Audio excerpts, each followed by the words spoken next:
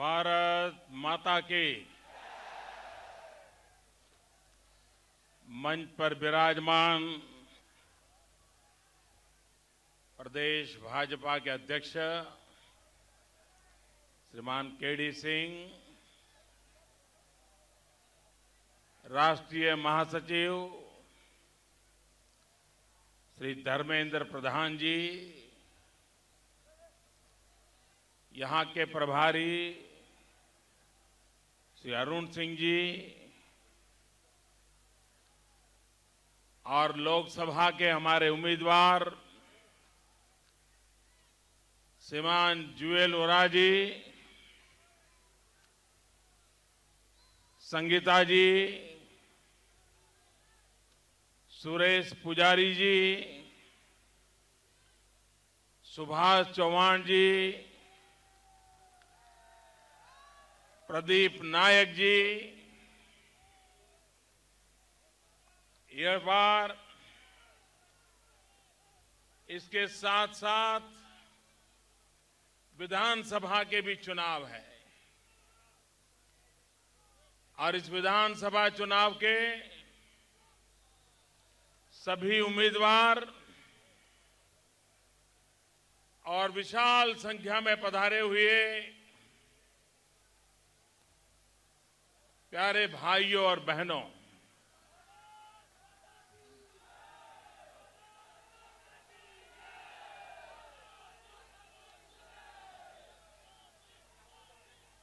मुई eyes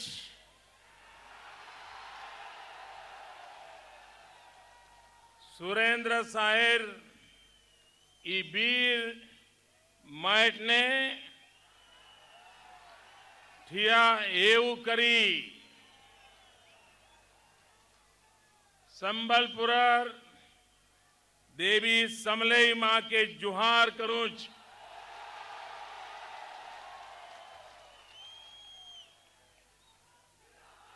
Dwarka are Somnath माइटनो समलेर might के आइश समलपुर सबू भाई बहन माने मोर जुनान छिनुन।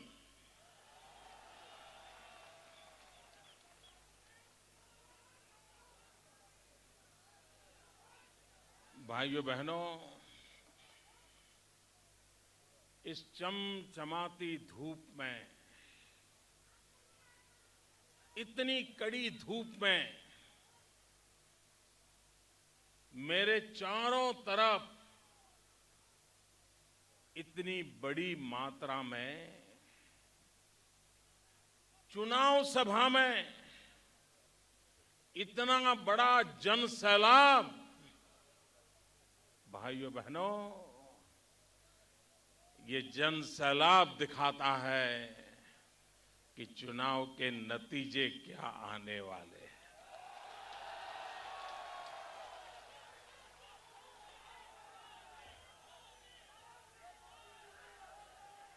हमने कभी चुनाव सभाओं में और ऐसी चमचमाती धूप में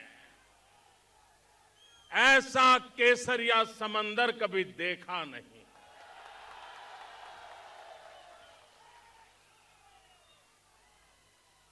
भाइयों बहनों, हवा तेज है,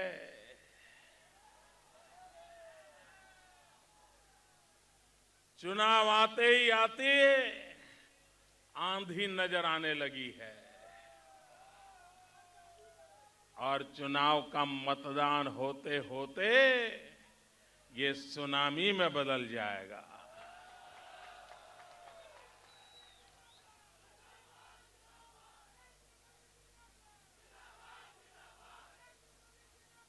भाइयों बहनों, इस चुनाव में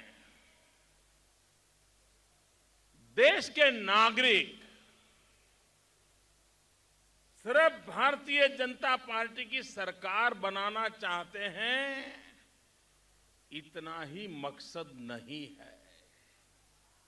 सिर्फ मोदी को प्रधानमंत्री बनाना चाहते हैं, इतना भी सिर्फ मकसद नहीं है। लेकिन देश की जनता का एक और मकसद है, और वो मकसद है देश को बर्बाद करने वालों को सजा करने का।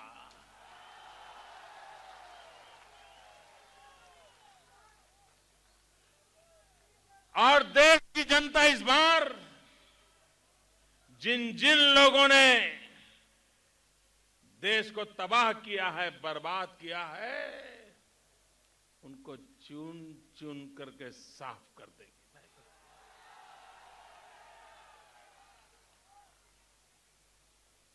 हमारे देश में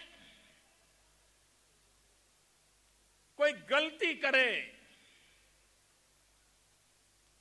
तो समाज कभी माफ करता है। किसी से कोई कमी रह जाए तो समाज सोचता है चलो भाई आगे कभी ठीक हो जाएगा।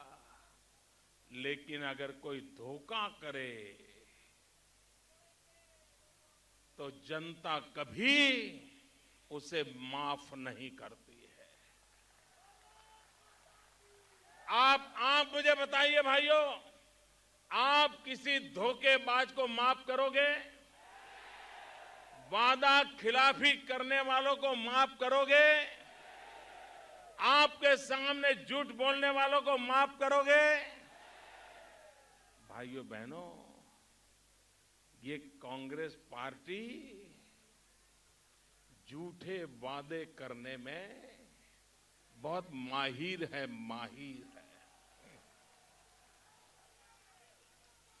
60 साल से हर चुनाव आते ही एक नया झूठ, जनता की आंख में धूल झोंकने का एक नया काम। और अब तो कांग्रेस वालों को लगता है कि अब धूल झोंकने से बात बनने वाली नहीं है, इसलिए पार्लियामेंट में मिर्ची झोंकने का काम किया। मिर्ची झोंकने का काम। भाइयों बहनों, मैं आज याद कराना चाहता हूं, मैं 2009 के चुनाव में आपके संबलपुर में आया था। एक छोटी सभा थी, शहर के एक कोने में थी, और उस छोटी की भीड़ को मैं संबोधित करके गया था। भाइयों बहनों, तब कांग्रेस पार्टी ने चुनाव में वादा किया था कि 100 दिन में महंगाई कम करेंगे। मुझे बताइए भाइयों, कांग्रेस ने वादा किया था? ऐसे नहीं, जरा जोर से बोलो। कांग्रेस ने महंगाई कम करने का वादा किया था। 100 दिन में महंगाई कम करने का वादा किया था। वादा किया था, वादा किया था, वादा किया था, वादा निभाया, वादा निभाया। महंगाई कम हुई, महंगाई खत्म हुई। ऊपर से क्या हुआ? महंगाई, महंगाई। भाइयों बहनों, गरीब के घर में चूल्हा नहीं जलता है, चूल्हा नहीं जलता। भाइयों बहनों, बच्चे भूखे सोते हैं, मां रात रात रोती है। गरीबों के प्रति अगर इनका ये रवैया रहा तो ये कभी गरीबों का भला नहीं कर सकते। और एक कांग्रेस पार्टी ऐसी है, इसको चीजें समझने में 60 साल लग जाते हैं। किसी बात को समझने में उसको 60 साल लग जाते हैं। हमें बताओ भाइयों, हर इंसान को पेट है कि नहीं है? बताइए ना, है कि नहीं है? हर इंसान को पेट होता है कि नहीं होता है? भूख लगती है कि नहीं लगती है? खाने की जरूरत पड़ती है कि नहीं पड़ती है? इनको 60 साल के बाद याद आया कि खाने के लिए कानून बनाओ। बताओ, 60 साल तक इन्हें पता ही नहीं था कि इंसान को पेट भी होता है, भूख भी होता ही है, और गरीब पेट के भरने के लिए मरता है। इनको 60 साल तक पता नहीं चला।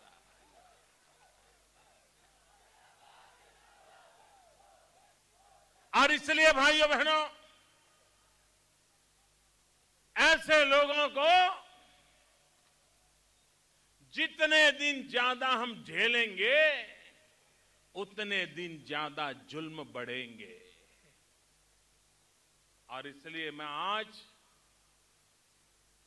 संबलपुर की इस पवित्र धरती पर आपसे आशीर्वाद लेने के लिए आया हूं। आप मुझे ऐसी शक्ति दें, आप मुझे ऐसे आशीर्वाद दें कि मैं आपकी समस्याओं के समाधान के लिए काम आऊं, आपके आंसू पहुंचने के लिए काम आऊं। भाइयों बहनों, दुनिया बहुत तेजी से आगे बढ़ रही है। भारत को इस स्थिति में रखने से हम कहीं के नहीं रहेंगे। दुनिया बहुत आगे निकल जाएगी और हम पीछे के पीछे रह जाएंगे। और इसलिए भाइयों बहनों, गरीब आदमी की अगर चिंता करनी है, मेरे आदिवासी भाइयों बहनों की चिंता करनी है, तो एक कांग्रेस पार्टी नहीं कर सकती है। हमारा आदिवासी समाज सदियों पुराना है कि नहीं है भाइयों? जरा बोलिए ना। आदिवासी समाज सदियों पुराना है कि नहीं है? जंगलों में रहता है कि नहीं रहता है? बहुत ही पवित्र जीवन जीता है कि नहीं जीता है? भाइयों बहनों, इन कांग्रेस वालों को पता ही नहीं था कि हमारे देश में आदिवासी समाज होता है, उनकी समस्याएं होती हैं, उनकी आवश्यकताएं होती हैं। कुछ पता नहीं था। ये अटल बिहारी वाजपेयी की सरकार बनी, अटल बिहारी वाजपेयी प्रधानमंत्री बने, उसके बाद इस देश में आदिवासियों के लिए अलग मंत्रालय बना, अलग बजट आया, अलग मंत्री बना। हमारे जोआल जी उस समय काम करते थे। भाइयों बहनों, इसका कारण क्या? कांग्रेस को अगर आदिवासियों की चिंता होती, उनके दुख दर्द का पता होता, तो बहुत पहले से ही वे इस काम को कर सकते थे। आदिवासी को जमीन का हक चाहिए। भाइयों बहनों, पूरे हिंदुस्तान में आदिवासियों को जमीन का हक देने में सबसे अच्छा किसी ने काम किया है तो भाजपा की सरकारों ने किया है। चाहे वो छत्तीसगढ़ हो, चाहे मध्य प्रदेश हो, चाहे गुजरात हो, लेकिन और किसी सरकार ने आदिवासियों को जमीन का हक देने का काम उतनी मात्रा में नहीं किया है। भाइयों बहनों, कुछ दिन पूर्व यहां एक हादसा हो गया था। 9 फरवरी को, और करीब 31 लोग शहीद हुए, स्वर्गवासी हुए थे। भाइयों बहनों, आज भी नाव में जाना आना कहीं और सुरक्षा के दृष्टि से इतनी उदासीनता, और उनके शरीर खोजने में भी कितना टाइम चला गया। जिन परिवारों ने अपने स्वजन खोए हैं, मैं उनके प्रति अपनी संवेदना प्रकट करता हूं। भाइयों बहनों, ये संबलपुर की धरती हमारे देश में 1857 के स्वातंत्र संग्राम की चर्चा होती है, लेकिन ये संबलपुर ऐसा है जिसने उससे भी पहले आजादी का जंग लड़ा था। वीर सुरेंद्र साईं, वीर सुरेंद्र साईं, वीर सुरेंद्र साईं, आप देखिए 1857 के स्वातंत्र्य संग्राम के भी पहले अंग्रेज सल्तनत के दांत खट्टे करने के लिए अपनी जान की बाजी दिखाने वाला ये वीर नौजवान इसी धरती से था। और ये परंपरा हमेशा बनी रही। भाइयों बहनों, 1857 का स्वातंत्र्य संग्राम था। कमल और रोटी घर घर जाते थे, संदेश दिया जाता था स्वराज की लड़ाई के लिए। कमल और रोटी पहुंच गई, मतलब आजादी के जंग की तैयारी की सूचना आ गई। कमल और रोटी ये संकेत था। 1857 के स्वातंत्र्य संग्राम, स्वराज की लड़ाई, कमल और रोटी। 2014 स्वराज की लड़ाई, 1857 स्वराज की लड़ाई, 2014 स्वराज की लड़ाई, 1857 स्वराज की लड़ाई, कमल और रोटी। 2014 स्वराज की लड़ाई, कमल और मोदी।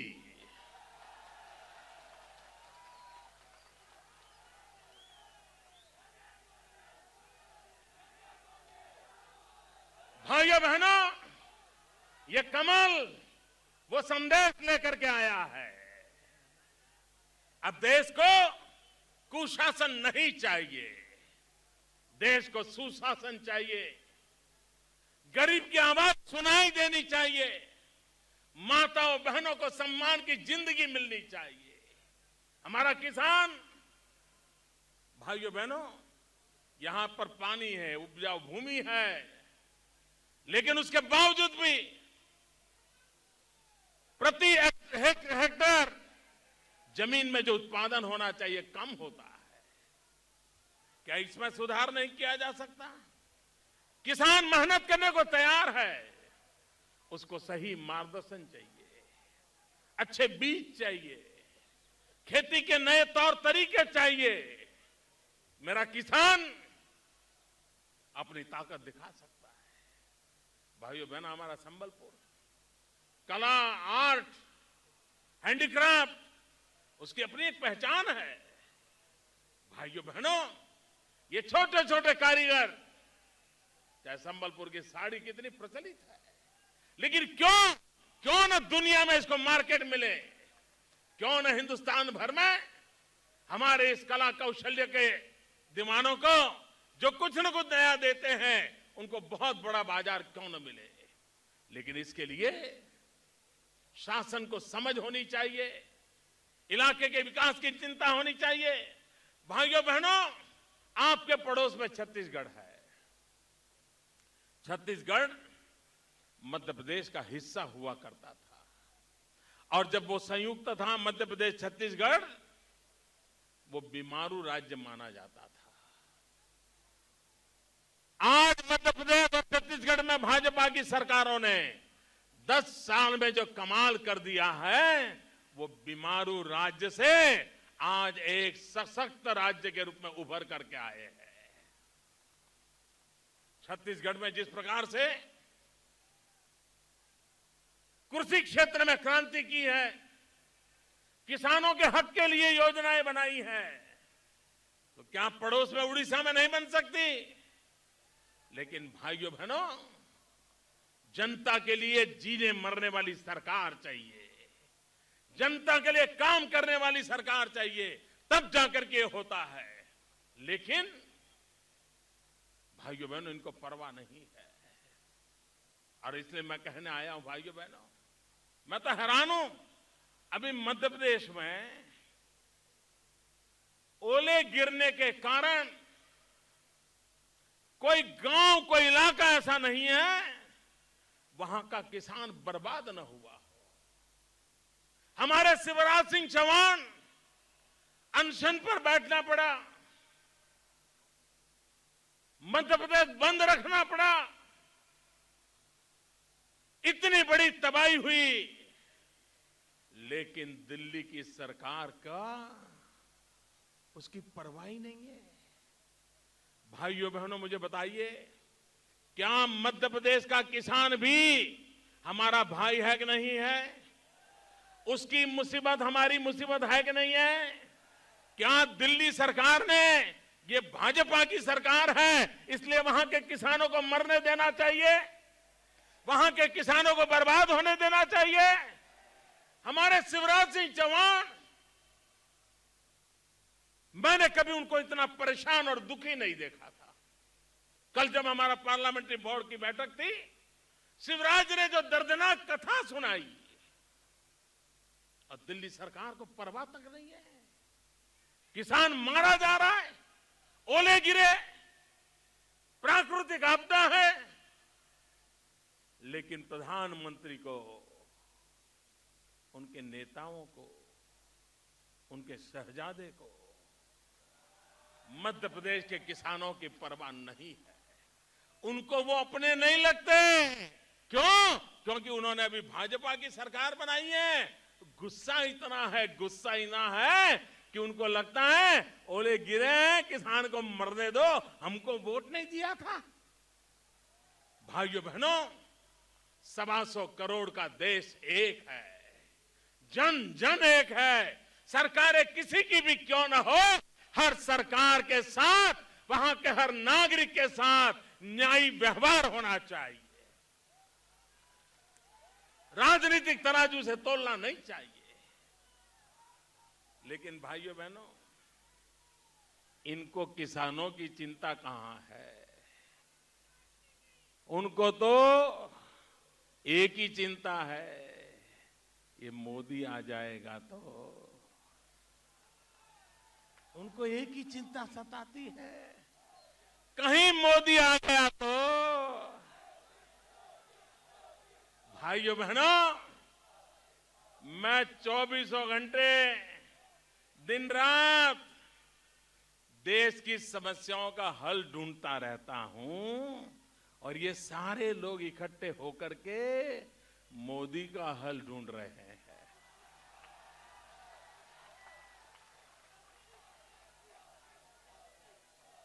भाइयों बहनों, सिवाय राजनीति, सत्ता हथियाने के हथकंडे, इसके सिवाय इन्होंने कुछ करना नहीं है।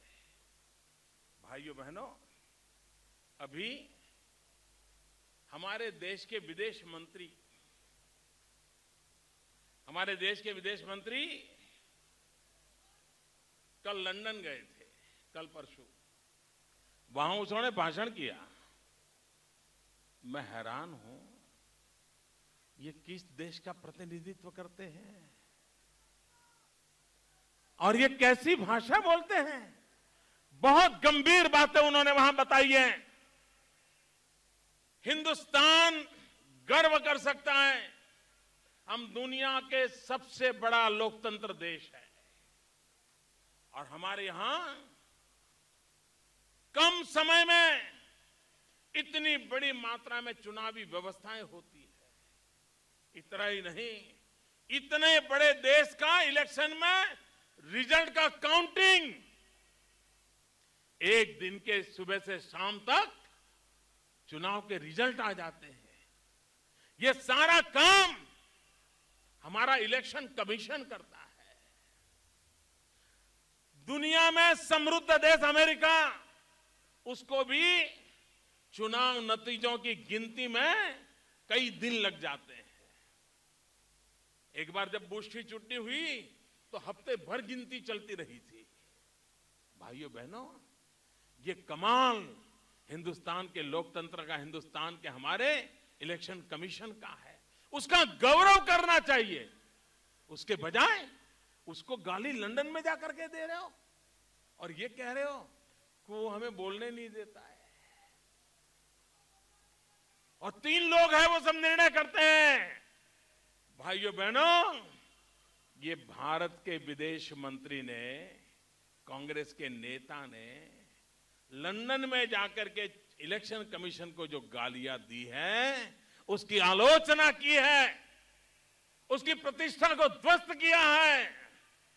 एक ही कारण है कि वो पराजय के कारण ढूंढने लग गए हैं कि आने वाले चुनाव में पराजय हो जाए तो ठिकरा किसके सर पे फोड़ना, उसका खेल खेल रहे हैं।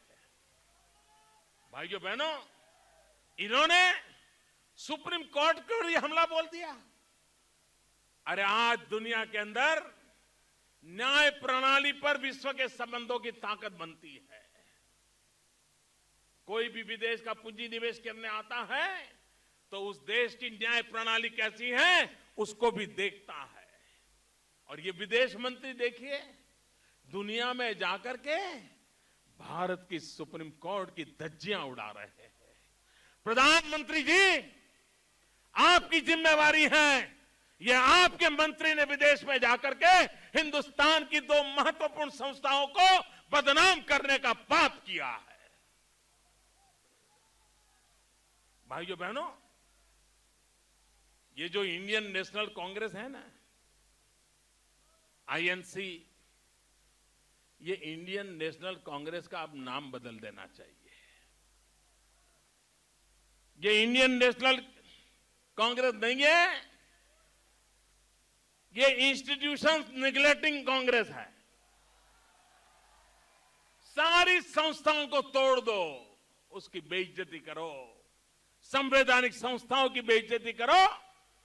और इसलिए यही उनका रोल है और उनकी आदत है मिसयूज करना, एब्यूज करना, रिड्यूस करना, सारी संवैधानिक संस्थाओं को तबाह करने का काम इन लोगों ने किया है। भाइयों बहनों, आने वाला चुनाव देश के लिए महत्वपूर्ण है। आपका एक एक वोट भारत का भाग्य बनाने वाला है और इसलिए आप भारत के भाग्य विधाता हो। मैं आपसे आग्रह करने आया हूं कि विरोधियों के झूठ, उनके अपप्रचार बहुत बार हमें गुमराह कर चुके हैं। अब गुमराह नहीं होना है। और भाइयों बहनों, दिल्ली में सिर्फ मोदी प्रधानमंत्री बने इतने से काम चलने वाला नहीं है। लेकिन भाइयों बहनों, अब दिल्ली में सिर्फ नाम मात्र की सरकार नहीं चाहिए, दिल्ली में काम करने वाली सरकार चाहिए। दिल्ली में मजबूत सरकार चाहिए, दिल्ली में स्थिर सरकार चाहिए, दिल्ली में प्रगतिशील सरकार चाहिए। और इसलिए बहुत बड़ी मात्रा में भारतीय जनता पार्टी के उम्मीदवारों को विजयी बनाना होगा। आपके इस उड़ीसा से भी ज्यादा कमल आपको दिल्ली पहुंचाना होगा। जितने ज्यादा कमल आएंगे उतनी सरकार ज्यादा मजबूत बनेगी। जितने कमल ज्यादा पहुंचेंगे उतनी सरकार स्थिर बनेगी। जितने ज्यादा कमल आएंगे उतनी ये सरकार प्रगतिशील बनेगी। भाइयों बहनों, और इसलिए मैं आपसे आग्रह करने आया हूं। और आप तो जानते हो भैया, यहां के मुख्यमंत्री से आपको कोई आशा है क्या? कोई आशा है क्या? किसी काम में आते हैं क्या? उनको समय है क्या आपके लिए? अब उनके लिए क्या समय बर्बाद करूं भाई? जिसको आपके लिए समय नहीं है उसके लिए मैं क्यों समय बर्बाद करूं?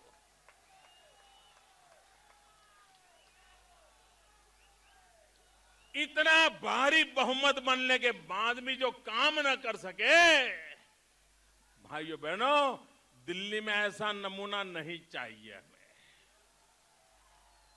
दिल्ली में हमें ऐसी सरकार नहीं चाहिए। दिल्ली में तो काम करने वाली सरकार चाहिए, निर्णय करने वाली सरकार चाहिए। बुलंदी से हौसले हो, वही लोग दिल्ली चला सकते हैं। भाइयों बहनों, भाइयों बहनों, ये सारे लोग इकट्ठे होकर के एक ही काम कर रहे हैं। आप चुनाव सभाएं सबकी देख लीजिए, सबके टीवी डिबेट देख लीजिए, सबके अखबारी बयान देख लीजिए, सभी दल। मुझे कोई बताओ भाई, ये कोई दल महंगाई कैसे दूर करेंगे इस पर बोलते हैं? जरा बोलो ना। भ्रष्टाचार कैसे दूर करेंगे बोलते हैं? नौजवानों को रोजगार कैसे मिले इस पर बोलते हैं? क्या बोलते हैं? मैं कहता हूं महंगाई रोको, वो कहते हैं मोदी रोको। मैं कहता हूं भ्रष्टाचार रोको, वो कहते हैं मोदी रोको। मैं कहता हूं बेईमानी रोको, वो कहते हैं मोदी रोको। भाइयों बहनों, मोदी रोको, मोदी रोको, मोदी रोको, उसके सिवाय इनका कोई एजेंडा नहीं है। आपको तय करना है। हमें किसी को रोकने के लिए नहीं, हिंदुस्तान को आगे बढ़ाने के लिए वोट करना है।